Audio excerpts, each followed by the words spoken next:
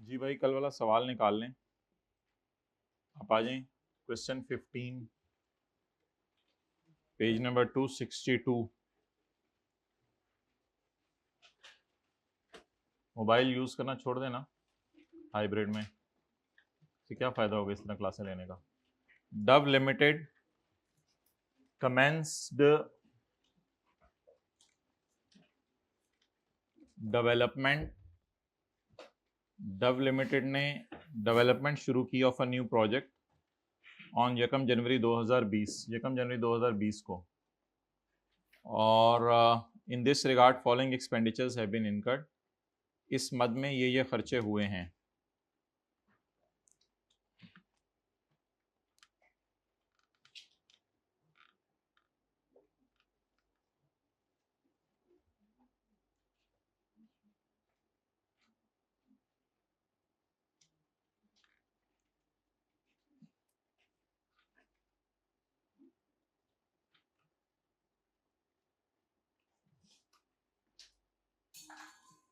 चलें, अच्छा हुआ। अच्छा, evaluation of possible alternatives. Evaluation of possible alternatives जो है वो हमने पढ़ा था, रिसर्च की एग्जांपल्स में आता है।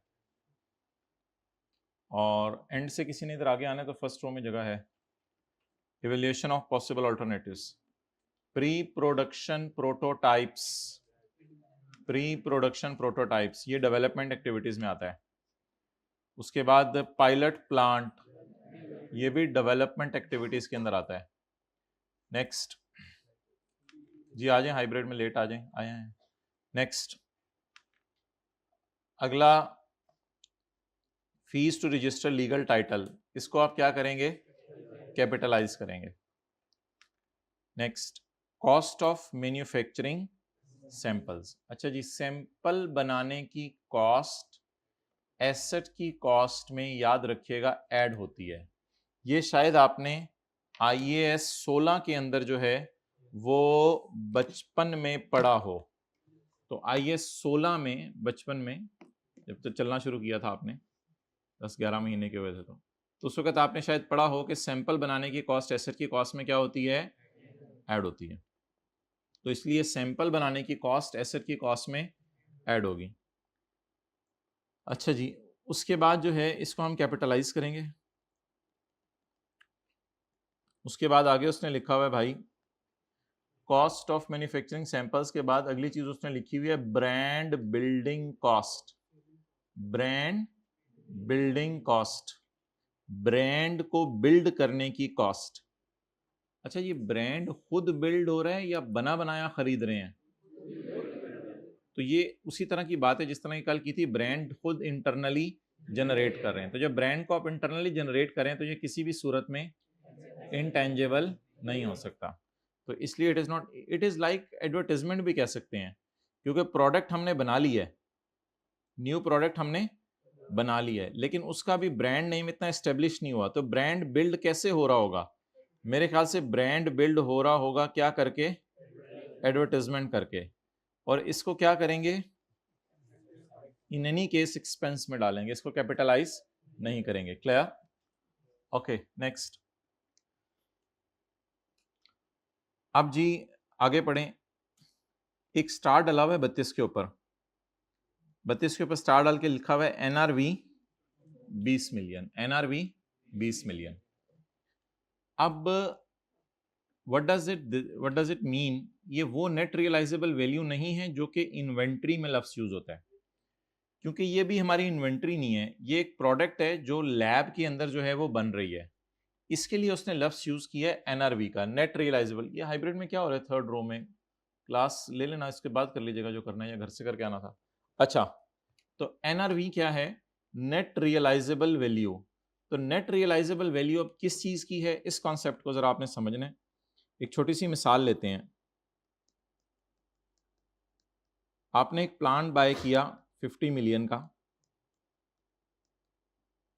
उसके लिए आपने कुछ सैंपल प्रोड्यूस करके देखे, उस पर खर्चा आया आपका 5 मिलियन का, और सैंपल सोल्ड, आमतौर पे सैंपल फ्री बांटे जाते हैं लेकिन बेचे भी जाते हैं। सैंपल सोल्ड से मुराद रियलाइज्ड अमाउंट, इज 1। अब ये आपका आउटफ्लो है। प्लांट बाय किया, प्लांट बाय करके अभी आपने चीजें बनाना शुरू नहीं की मार्केट में बेचने से पहले, आपने दवाइयां या कोई चीज सैंपल बना के देखी है कि मेरा सैंपल मार्केट में चलता है या नहीं चलता। तो आपने सैंपल बना के देखा, सैंपल प्रोड्यूस किया। तो मिसाल के तौर पे दवाइयों की शीशियां ली, दवाइयों की डबियां ली, दवाई के अंदर डलने वाला मटेरियल लिया, उसका आउटफ्लो हुआ, आपकी जेब से पैसे गए, और कर करा के इन द एंड आपने उस सैंपल को बेचा, तो सैंपल को बेच के आपकी जेब में पैसे आए। सो that is like inflow, sample sold या अमाउंट रियलाइज्ड। अब जो एसेट की कॉस्ट होगी that will be 50 plus 5 minus 1। अगर 5 माइनस 1 को मैं ब्रैकेट में ले लूं तो 5 minus 1 is the 4 is the net cost incurred for sample. Sample बना 5 का, बिका 1 का, तो सैंपल जो है रियलाइज करा के दे के गया 1 रुपया, और सैंपल जो है बना था 5 रुपए का, दवाइयां बनी थी 5 रुपए की, उसमें शीशी और डबियों के और मटेरियल के पैसे थे, और वो बिकी 1 रुपए की, तो 4 रुपए रियलाइज हुए। तो अब ये प्रोडक्ट हमें कितने, ये प्लांट हम कितने का बैलेंस शीट में रिकॉर्ड करेंगे? 54 का। ये छोटी सी एग्जांपल आप नोट कर लें। आगे आ जाए, थर्ड या फोर्थ रो में जगह है, जल्दी आए।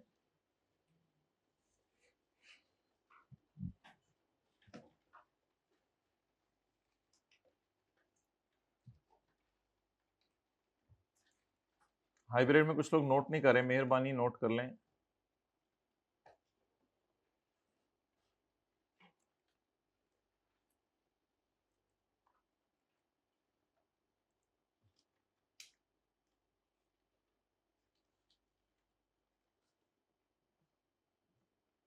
आ जाओ भाई, ग्रीन शर्ट लेट आने वाले भाई, जल्दी आगे आ जाओ। पहली रो में ब्लू शर्ट वाले भाई बड़े नहीं, इधर, हाँ साथ इधर बैठ जाए, बैठ जाए। शुक्रिया भाई, आपने इनके लिए जगह बनाई।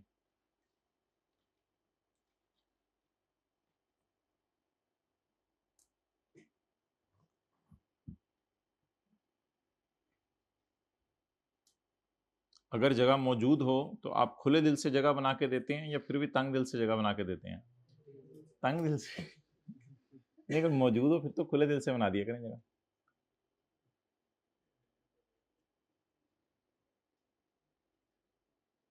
ओके,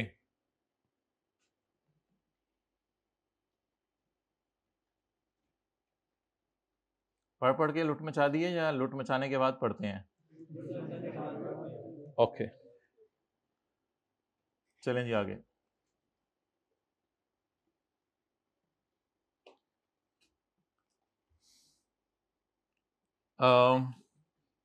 ये देखें जरा, सैंपल कितने के बने?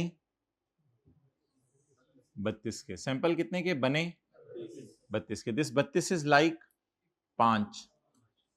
ये कॉस्ट है ना, cost of manufacturing sample. Sample 32 के बने, और बन के अगर मैं n काट दूं तो रियलाइजेबल वैल्यू कितनी है इनकी? 20। तो रियलाइज कितने होंगे इससे? 20। अच्छा, नेट रियलाइजेबल वैल्यू उसने इसलिए लिखा है कि हो सकता है रियलाइज करने के लिए कोई ना कोई आपको किसी बंदे को कमीशन देना पड़े जो आपको ये चीज बिकवा के दे, इसलिए शायद उसने रियलाइजेबल वैल्यू के साथ क्या लफ्ज लगा दिया है? N. N means net realisable value, यानी सैंपल आपने बनाए हैं 32 मिलियन के, और वो शायद 22 मिलियन के बिकने थे, शायद 22 मिलियन के बिकने थे, अपनी तरफ से बोल रहा हूं 22। लेकिन हो सकता है किसी बेचने वाले ने 2 मिलियन का कमीशन मांगा हो, तो नेट रियलाइज कितने हुए हों? 20 मिलियन। तो डेट इज कि वो नेट रियलाइजेबल वैल्यू का लफ्ज उसने यूज किया है। अजीब सा लफ्ज है, वैसे उसे यूज नहीं करना चाहिए था, क्योंकि एनआरवी का लफ्ज आमतौर पे इन्वेंट्री के लिए यूज होता है, लेकिन शायद उसने यही समझा हो कि सैंपल भी एक तरह की इन्वेंट्री है। लेकिन ये वो इन्वेंट्री नहीं है जो बैलेंस शीट में इन्वेंट्री में नजर आए, ये वो सैंपल हैं जो बैलेंस शीट में अगर आप इनको बनाते हैं तो बनाने का खर्चा एसेट की कॉस्ट में ऐड होता है। तो this 32 is like 5 and this 20 is like 1। So the cost of sample production is 32 minus 20, 12 का खर्चा हमें। This 32 is like outflow and this 20 is like inflow। ये हमारा inflow है, क्लास में लेट आने पे ये हमारा inflow। आगे आ जाएं, फर्स्ट रो में जगह है, थर्ड रो में जगह है। ओके, आगे पढ़ें जी। डीएल, तो आपको नजर आ रहे हैं इनसे, ये क्या लिखा हुआ है, मिलियन, ठीक है। अच्छा, डीएल हैज ऑल्सो इनकर्ड, इन सब की बात हो रही है या इन सब के अलावा कोई बात हो रही है? क्यों? डीएल हैज ऑल्सो, पढ़ते हम भी हैं लेकिन इतना वोर से नहीं पढ़ते। DL has also incurred directly attributable salaries and overheads of 5 million and 1.5 million respectively in each month over the development period of, अच्छा development period of new product मुझे नहीं पता कितना है, क्योंकि अभी तक सवाल में उसने डेवलपमेंट कमेंस होने की डेट बताई है, डेवलपमेंट पीरियड नहीं बताया। अच्छा, डेवलपमेंट पीरियड और क्राइटेरिया मेट होना, इन दोनों में फर्क है, याद रखिएगा। डेवलपमेंट पीरियड तो वो है ना जितना अर्सा डेवलपमेंट चलती रही, और क्राइटेरिया मेट होने का मतलब है जितना अर्सा अच्छी वाली डेवलपमेंट चलती रही। तो फिलहाल इसने ऊपर पहली वाली लाइन में क्या बताया, डेवलपमेंट शुरू कब हुई, और नीचे क्या बता रहा है कि डेवलपमेंट पीरियड में हर महीने ये खर्चे हुए। अच्छा, ये वाली फिगर्स जो हैं ये अब पर मंथ है, ये भी जरा ध्यान रखना है। हमें तो ना पता लागे भाई, तुम्हें क्यों ना पता लागे, ईच ना लिखा है, तो ईच मंथ का क्या मतलब है, हर महीने। अच्छा, अब अगर इस 40 को आप लेंगे तो ये पर मंथ नहीं है, ये अप्रैल मई जून जुलाई, ये 4 महीने का खर्चा है। अकल है? तो ये 4 महीने का खर्चा है, क्योंकि इसके साथ पर मंथ नहीं लिखा हुआ। ये चपेड़ ऊपर देखने, यहां से देख, इनकर्ड इन फर, अच्छा ये भी पढ़ना होता है, हम तो ये नहीं पढ़ते, हम तो इसकी तो ये 2 महीने का खर्चा है, और ये सारा अप्रैल मई जून, ये कितने महीने का खर्चा है, और ये दोनों हर महीने का। बातें सिंपल सिंपल सी हैं, जरा ऐसी नजर मार रहे हैं। द रिकॉर्डिंग क्राइटेरिया, वो मिल गया जिसका इंतजार था, स्वीडिश आ गई। The recording criteria for capitalisation of internally generated intangible was met on यकम अप्रैल 2020। इसका मतलब है 3 महीने झक मारते रहे, जनवरी फरवरी मार्च, 3 महीने झक मारते रहे। डेवलपमेंट तो कर रहे थे, लेकिन कौन सी वाली, आची वाली बोरी वाली, बोरी वाली। आची वाली कब से शुरू हुई, अप्रैल से, अप्रैल से। कब से, यकम अप्रैल से। उससे पहले क्या मार रहे थे, झक मार रहे थे। ये क्या लिखा हुआ है, commercial production was commenced from यकम नवंबर 2020। Commercial production was commenced on यकम नवंबर 2020। फैक्ट्री को हैंडओवर हो गया ना, एंड कमर्शियल प्रोडक्शन, ठीक है। तो कमर्शियल प्रोडक्शन शुरू हो गई है 1 नवंबर 2020 को। Now I think the things are very crystal clear. He has informed you about the date of commencement of development. He has informed you about the sorry Urdu में बात, उसने डेवलपमेंट की डेट बता दी है कि डेवलपमेंट कब शुरू हो रही है। उसने बड़ा वाजे बता दिया है कि क्राइटेरिया कब पूरा हो रहा है, और उसने बड़ा वाजे बता दिया है कि कमर्शियल। आप कोई आचा बाचा, बुरा बच्चा नहीं, आचा बच्चा बताए डेवलपमेंट शुरू। ओ अस्सलाम वालेकुम, क्या हाल है, खैरियत से हैं आप? माउस मारे, जल्दी बैठे, ऊपर वाला बटन बंद करें, जल्दी जल्दी जल्दी बैठे, जल्दी में भूल गए आप, बैठे बैठे जी। आया नो, वेलकम। डेवलपमेंट शुरू कब हुई, 1 जनवरी 20 को। डेवलपमेंट खत्म कब हुई, 1 नवंबर 2020 को। डेवलपमेंट खत्म हो गई, लैब से साइंसदानों को चिट्टे चोगे उतार के उनके कपड़ों में उनको रवाना कर दिया होगा, तो डेवलपमेंट खत्म हो गई। और आची वाली कब शुरू हुई, आची वाली, तो बुरी वाली कब तक चली थी, जनवरी फरवरी मार्च। सवाल घुमाई फिराई वाला है या आसान चीजें बता रहा है, अगर आप साथ जाएं सर तो फिर तो अच्छा चलें जी, अब सवाल की रिक्वायरमेंट पढ़ें। मोबाइल भी साथ साथ यूज कर लें, जरा फ्रेश हो जाता है बंदा हाइब्रिड में। और असल में जब आप लोग यहाँ की बजाय यहाँ देख रहे होते हैं ना, यहां से पता चलता है। अच्छा, compute the cost of new product, new product की कॉस्ट निकालें for initial measurement. Initial measurement cost पे होती है चीजों की, तो उसकी कॉस्ट निकालें। और इसका मतलब है अगर कोई लाइफ वगैरह दी भी है, वैसे तो लाइफ दी नहीं उसने, तो अमोर्टाइजेशन निकालने की जरूरत नहीं है, क्योंकि बीवी नहीं मांगी। बीवी रोजाना तो नहीं चाहिए ना, बीवी नहीं मांगी उसने।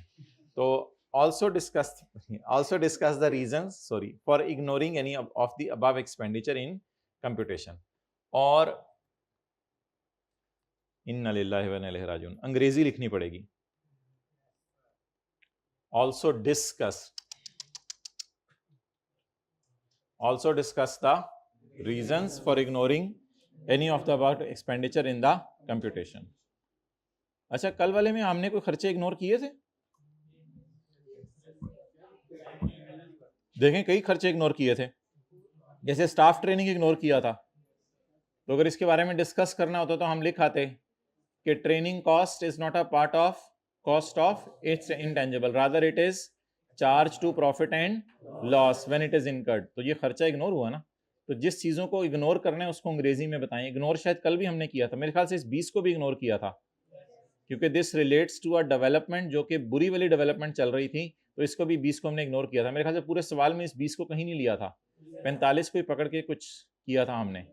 फिर आपको पता है हमने इस 10 को भी इग्नोर कर दिया था सवाल के अंदर, इस 10 को, क्योंकि इट वाज इंटरनली जनरेटेड। तो क्या कल के क्लास में भी बहुत सी चीजों को इग्नोर किया था? जैसे घर वाले हमें कभी कभी इग्नोर करते हैं, तो इस नहीं करते हो, माशाल्लाह, अच्छी बात है। तो इसी तरह आज के सवाल में भी कुछ चीजों को हम क्या करेंगे? इग्नोर करेंगे। ओके,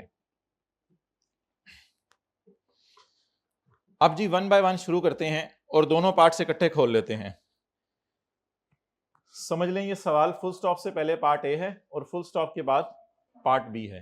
तो पार्ट ए के लिए ऊपर आधा सफा छोड़ दें, 7-8 लाइनें काफी होंगी, और पार्ट बी के लिए नीचे वाला सफा। तो ऊपर हम कैलकुलेशन करते जाएंगे और नीचे हम अंग्रेजी लिखते रहेंगे। Okay,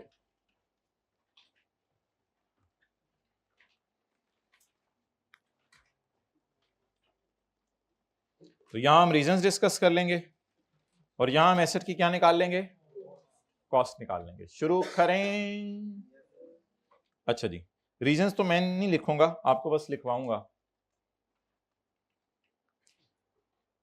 evaluation of possible alternatives. बोलें जी, इसको मैं कॉस्ट में डालूं या रीजन लिख के इग्नोर कर दूं? इग्नोर कर दें। अच्छा, कॉस्ट में किन चीजों को डालना है? जिनको कैपिटलाइज करना है। तो बस लिख दें, आप सिंपल के क्या कहते हैं, अल्लाह आपका भला करे, आपके भाग लगाए, आपको नेक औलाद दे।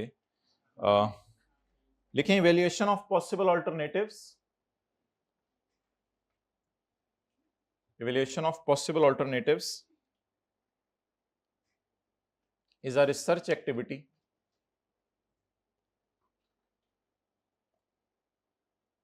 थोड़ा स्पीड से, जिस तरह कायदे आज़म लिखते थे। Evaluation of possible alternatives is a research activity. Therefore, rupees 2 million will be expensed. इसलिए 2 मिलियन को कहां डाल दें? एक्सपेंस में।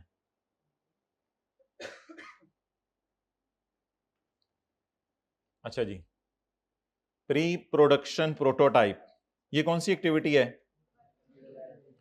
क्या करें इसके बारे में तो आपने कह दिया इसको एक्सपेंस में डाल दें। इस 17 को क्या करें? क्यों एक्सपेंस में क्यों डालें? हाँ, असल में देखें ना, सवाल में ये हमारा डिसीजन है कि 3 डेट्स है ना, 1 जनवरी 20, ये जो मैंने येलो से, ग्रीन से और स्काई ब्लू से हाईलाइट की हुई है, कलर ब्लाइंड तो कोई नहीं ना, अल्हम्दुलिल्लाह।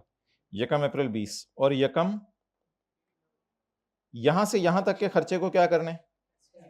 एक्सपेंस में डालना है, और यहां से यहां तक के खर्चे को कैपिटलाइज करना है। अब मसला ये है कि ये जनवरी, फरवरी और मार्च का खर्चा है, तो ये डेवलपमेंट कल डिसाइड कर लिया था, लेकिन डेवलपमेंट कौन सी वाली फेज की चल रही है, क्योंकि अभी रिकॉर्डिंग क्राइटेरिया मीट, इसलिए इसको भी कहां डाल दें, एक्सपेंस में लिखें। Though pre production prototypes is a development activity, दो उर्दू वाला नहीं अंग्रेजी वाला, THOUGH, though pre production prototype is a development activity,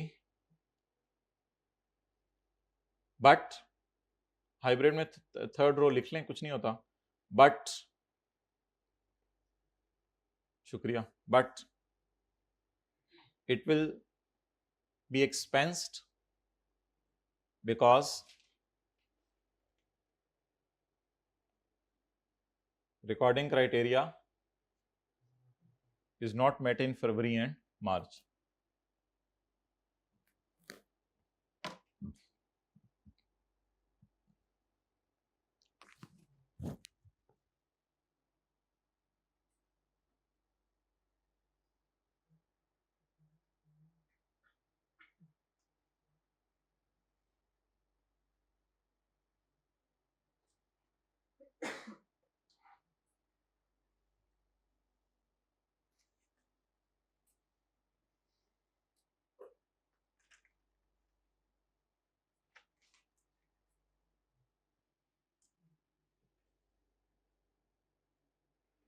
Okay, next.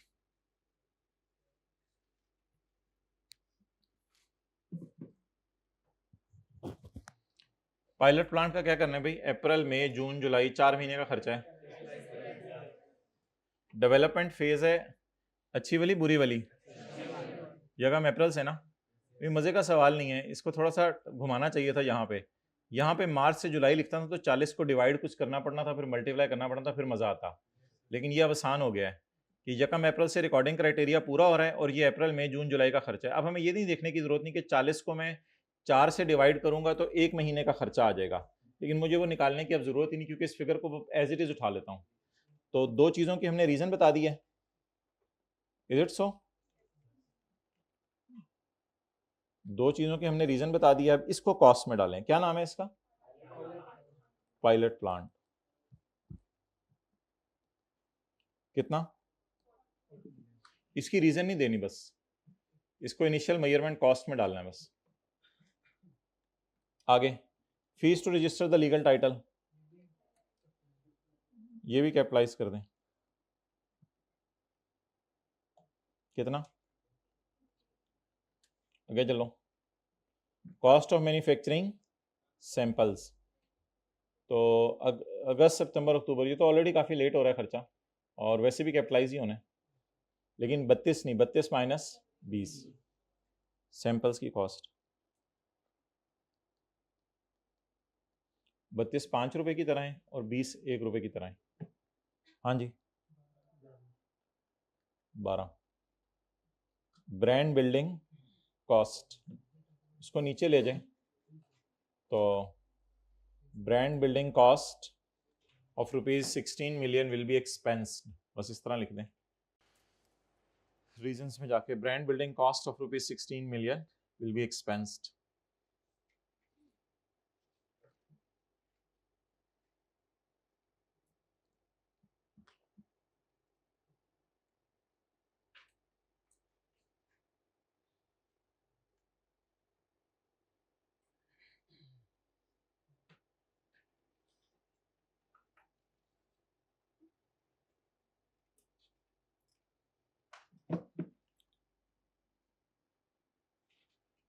अच्छा जी, आगे चलें।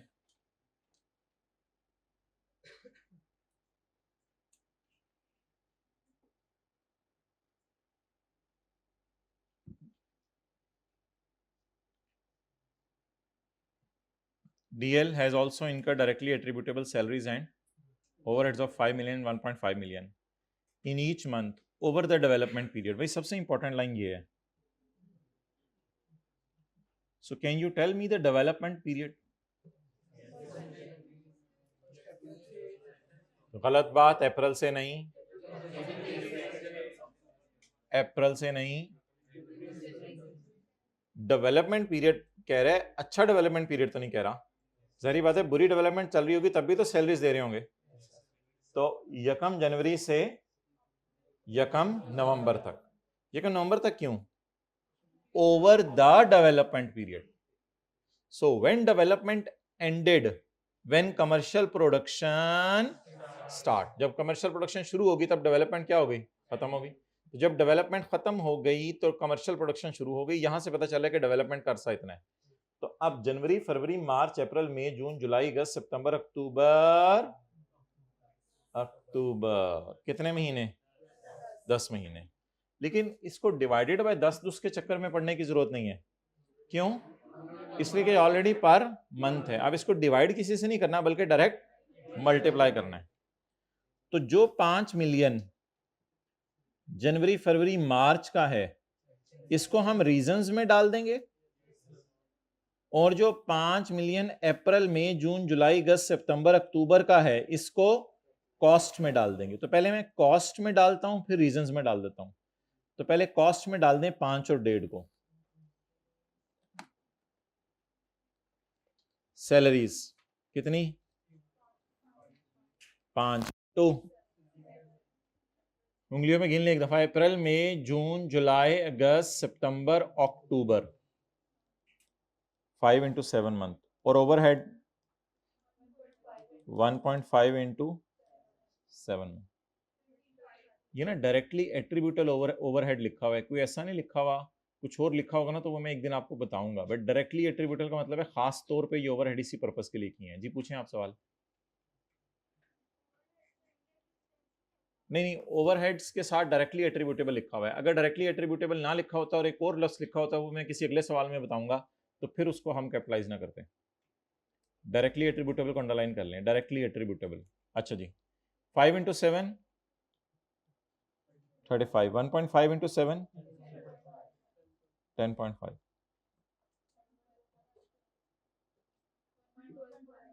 1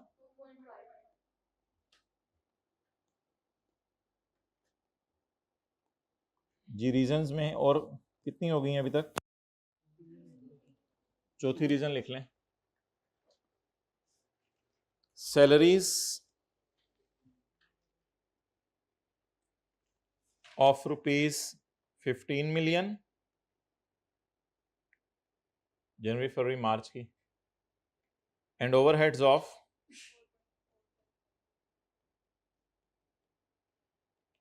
overheads of 4.5 million will be charged to expenses या profit and loss, will be charged to profit and loss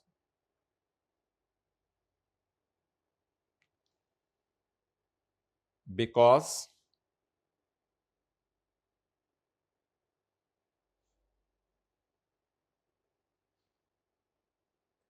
they relate to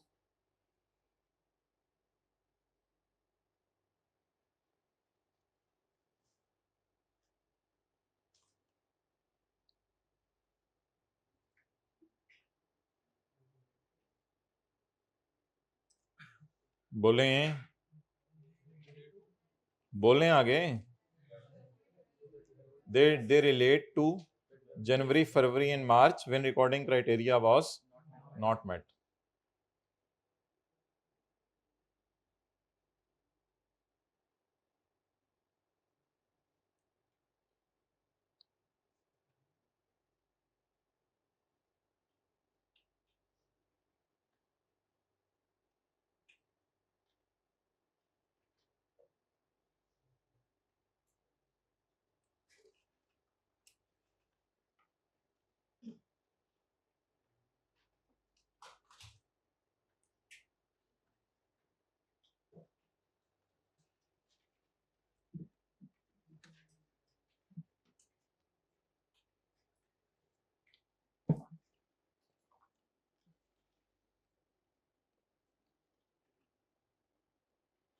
असल में जो सवाल है ना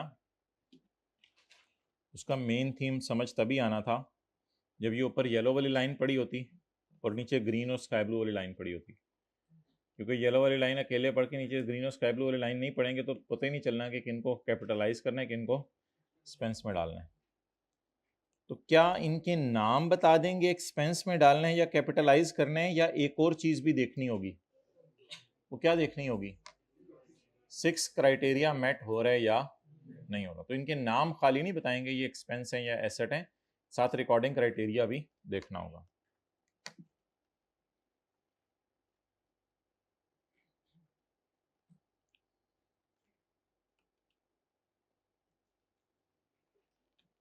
ओके, अब आप हजरात तशरीफ ले आए, आज गवर्नमेंट ग्रांट्स की डिस्कशन करनी है।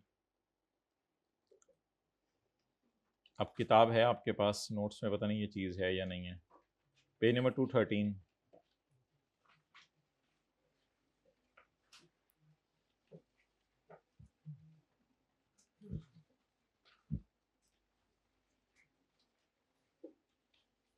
इंटेंजेबल, अगर आपको पेज नंबर 213 है ये नोट्स में, या बुक चाहिए होगी? बुक चाहिए।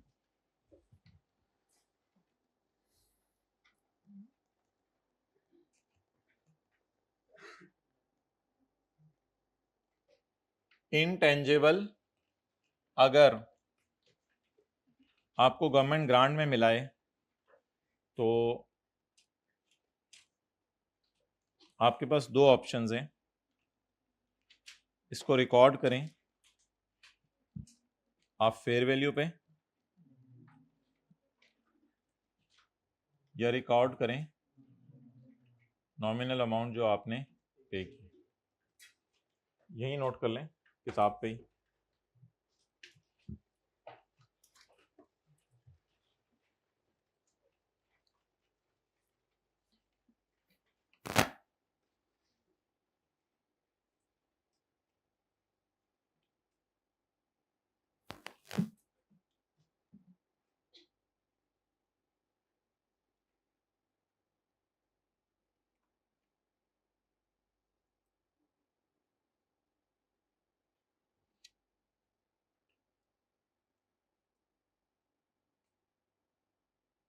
ओके,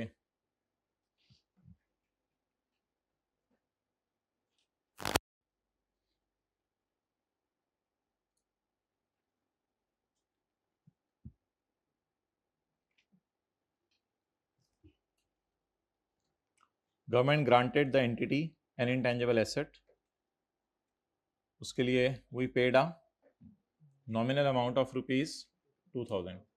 हमने ना होने के बराबर पैसे दिए हैं 2000 पे।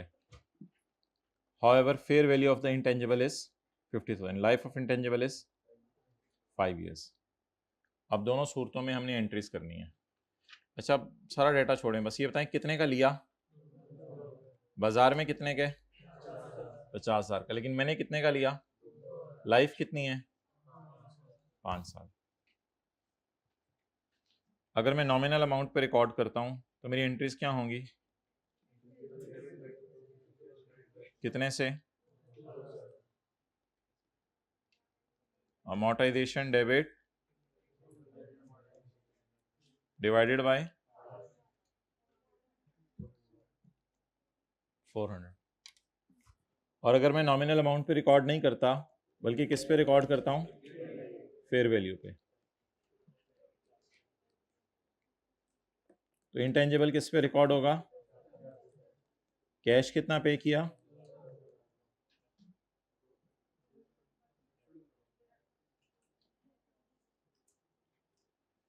अच्छा, डेफर्ड इनकम,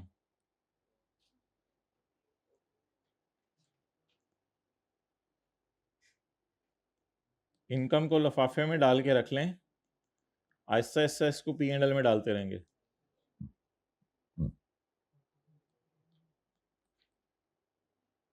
बैलेंसिंग,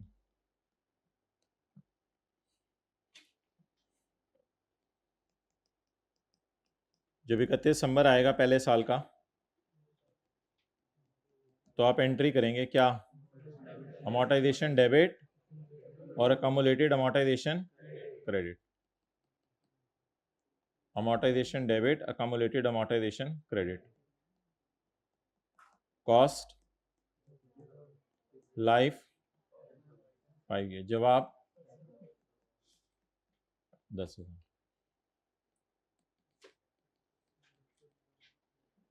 और इनकम को भी आहिस्ता आहिस्ता कहाँ डालना शुरू कर दें? P&L में। डेफर्ड इनकम डेबिट और P&L या income grant income credit divided by, चलें जी नोट करें।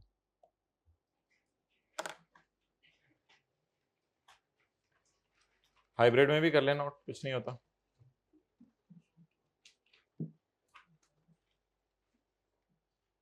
किताब पे हुआ है, घर जाके भी नोट नहीं करना तो पेपर में मसला होगा फिर।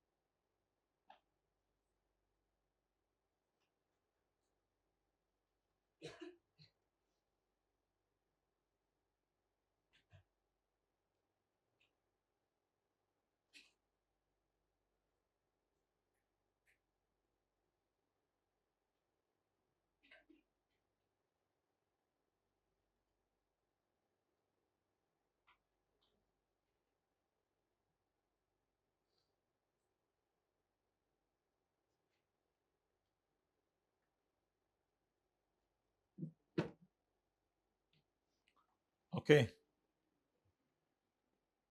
नेक्स्ट।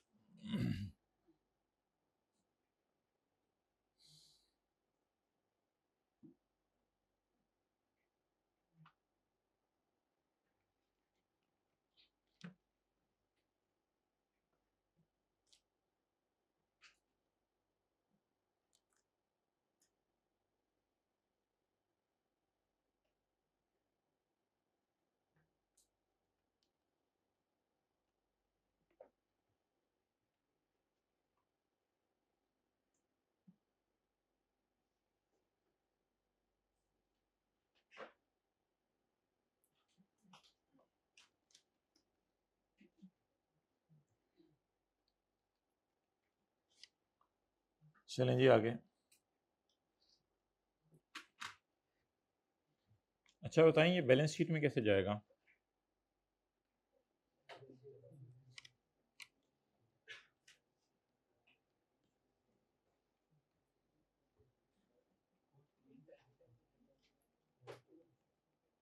इकतीस 12 ईयर 1, नॉन करंट एसेट्स, इनटांगेबल,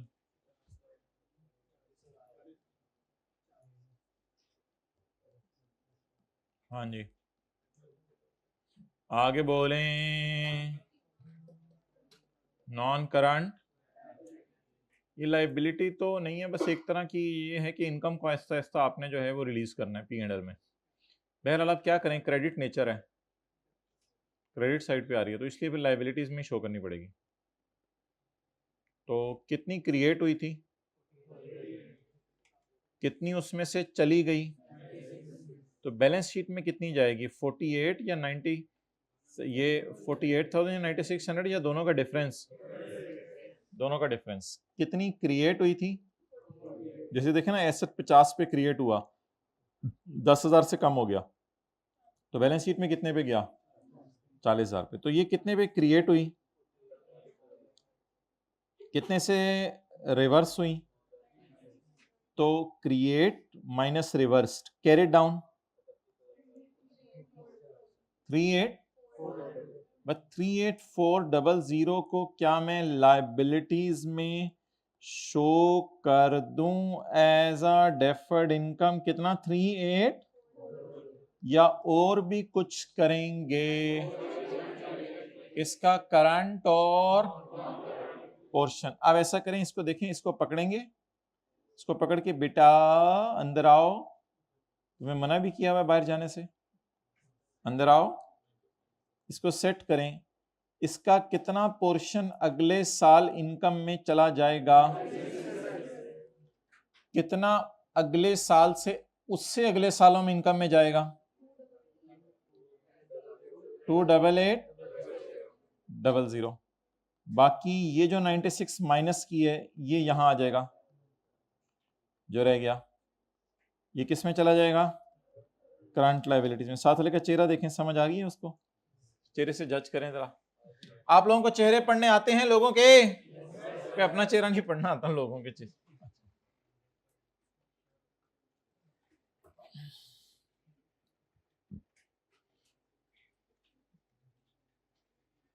खूबसूरत सी बैलेंस शीट बना दें साथ वाले के मत्थे पे, फोरहेड पे।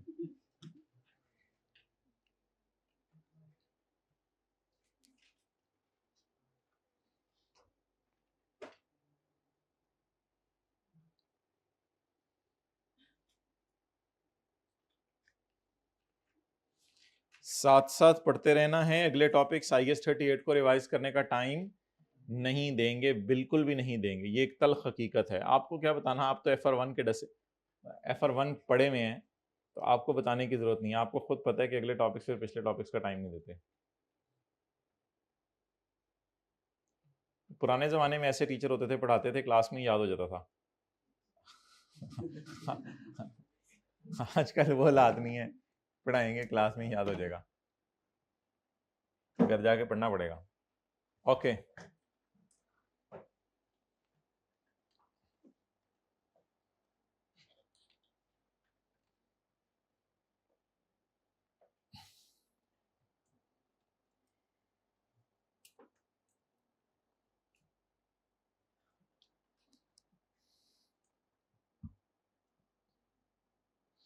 P&L में क्या जाएगा? ये एक्सपेंसेस में चली जाएगी और ये इनकम में।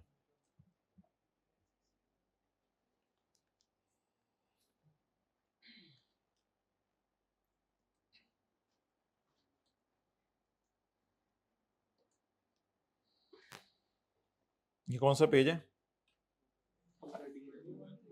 213।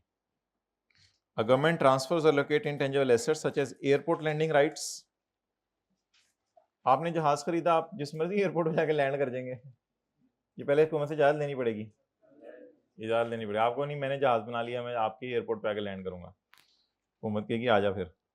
Airport landing right, licence to operate radio और टेलीविजन स्टेशन, इंपोर्ट लाइसेंसेज और कोटाज, इजाजतनामा, और right to access other restricted resources. An intangible may be acquired free of charge or for nominal price by way of government grant. IAS 20 allow intangible asset in the grant to be recorded at fair value initially or at fair value पे record करने, या plus any expenditure that is directly attributable to preparing the asset for its। कई दफ़ा intangible खरीदने के अलावा उसको install करने के भी कोई पैसे हो सकते हैं या इस किस्म के भी, वो फिर उसमें ऐड करेंगे, जिससे ट्रांसपोर्टेशन वगैरह इंस्टॉलेशन ऐड होती है उधर। अच्छा जी, पिछले पेज पे आ जाएं, ये इसी पेज पर, पेज 213 पर ही। अब ये कॉन्सेप्ट है एक्सचेंज ऑफ एसेट्स का।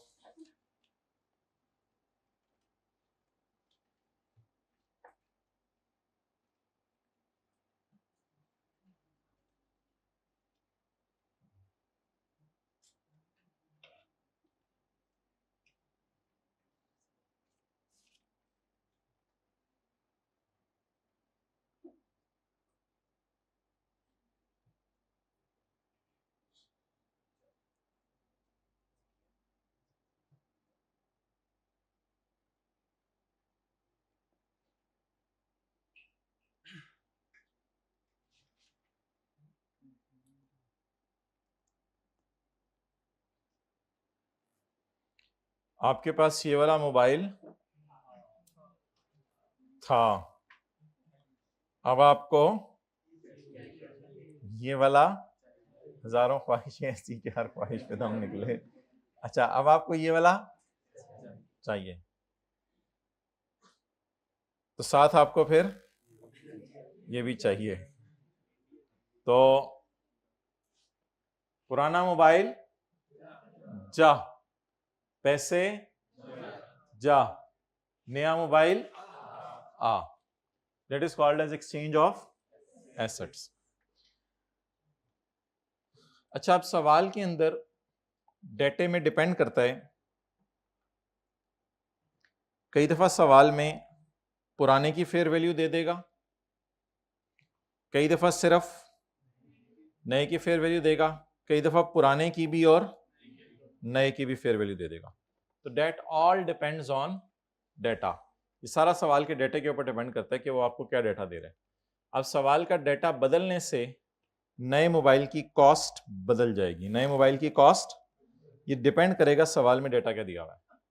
अच्छा, इसमें जो सबसे पहली बात है वो ये है कि अगर आपको सवाल में पुराने मोबाइल की फेयर वैल्यू दी हो और चाहे नए मोबाइल की भी फेयर वैल्यू दी हो, तो भी आपने नए मोबाइल को उसकी फेयर वैल्यू पे रिकॉर्ड नहीं करना। बल्कि स्टैंडर्ड ये कहता है कि आप देखो आपने वो लिया कितने का, उसकी फेयर वैल्यू मत देखो, आप देखो आपने वो लिया कितने का। वो लिया कितने का आसानी से पता चल सकता है। पुराने की फेयर वैल्यू सवाल में आपको गिवन है, यानी ये चीज आप ले रहे हो ना, तो बदले में क्या दे रहे हो? ये मोबाइल दे रहे हो और पैसे दे रहे हो। तो ऐसा सवाल पहले मैं डिस्कस करने लगा हूं जिसमें इसकी फेयर वैल्यू भी गिवन है और इसकी फेयर वैल्यू भी गिवन है। तो आपने इसकी फेयर वैल्यू इग्नोर कर देनी है और इस मोबाइल की कॉस्ट क्या लेनी है? पुराने की fair value plus cash paid, इनको आपने जमा करना।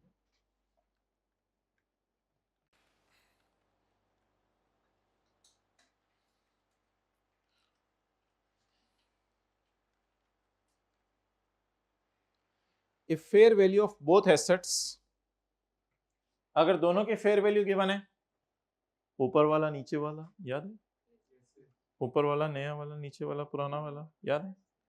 If fair value of both assets is given or fair value of only नीचे वाला is given, then the cost of ऊपर वाला new shall be the fair value of थल्ले वाला, fair value of old plus, कई दफा वो पुराना वाला ज्यादा महंगा होता है तो फिर कैश माइनस का साइन, तो आमतौर पे पुराने वाला फिर सस्ता होगा, प्लस कैश।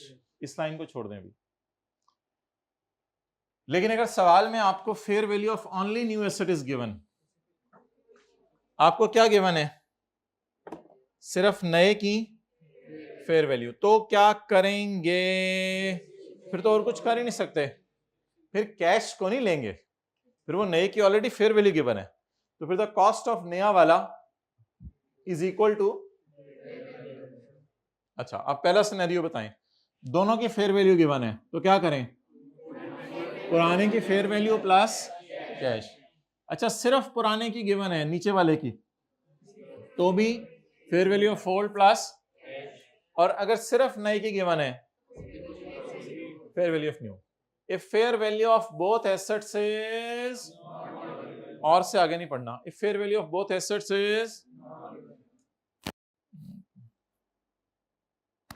ब्लू शर्ट, अंग्राइयां नहीं लेनी, पता नहीं अंग्रेजी में क्या कहते हैं, बता दो मुझे, आइंदा मैं एहतियात कर लूं। अंग्रेजी को क्या कहते हैं? अंग्रेज लेते नहीं। अच्छा, तो कॉस्ट ऑफ, कल देख के आना जरा क्या कहते हैं, ठीक, अंग्रेजी इन इंग्लिश।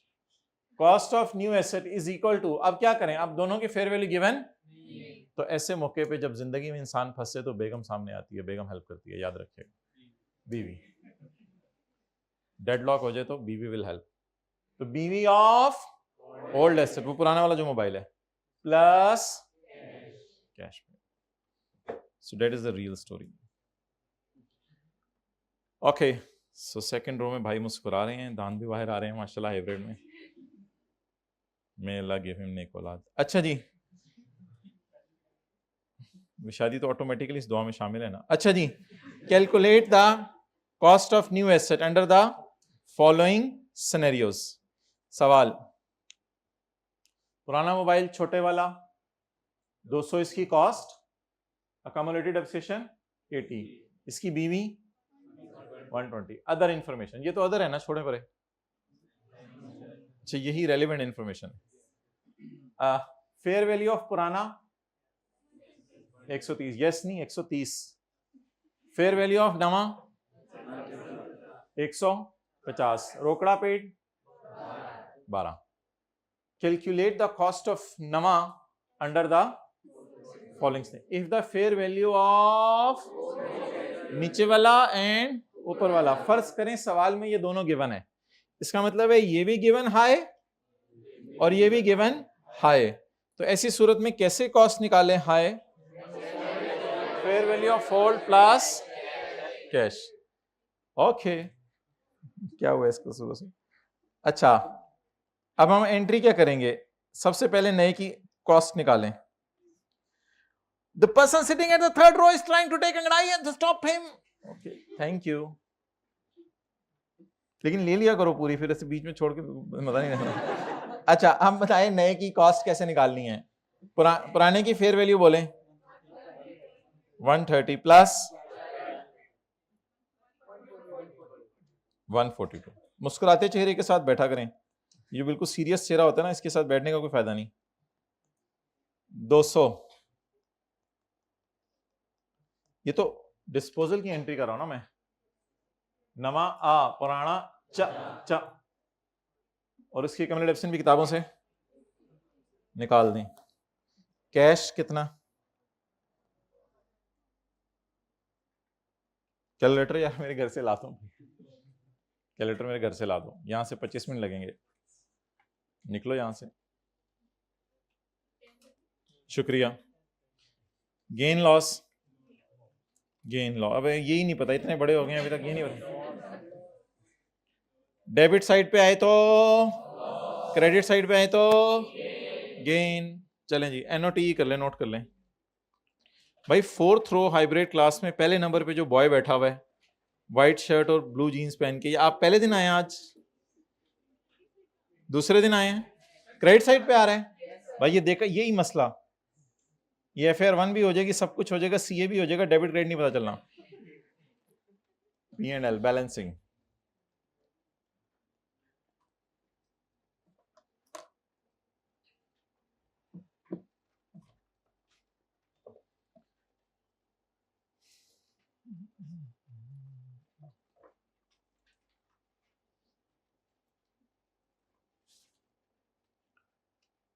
चलें जी जाग जाएं भाई, अब सिनेरियो नंबर 2 होने लगा है, दूसरा पार्ट बना लो।